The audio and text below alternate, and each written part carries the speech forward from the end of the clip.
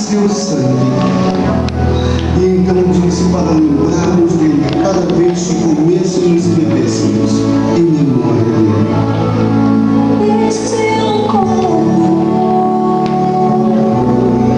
do meu Senhor,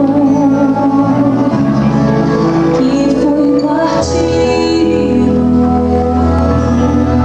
por todos nós, em memória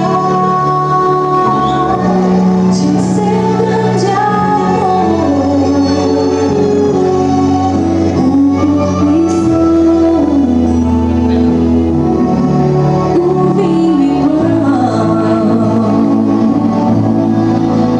Muito mais aconteceu naquela noite. Confesso que fiquei meio tonto. A única coisa que eu sei com certeza é o quanto Jesus nos amava. Nos ama. O que entendo agora é que estou convencido que quando Jesus passou o cálice, ele sabia exatamente o que estava para acontecer.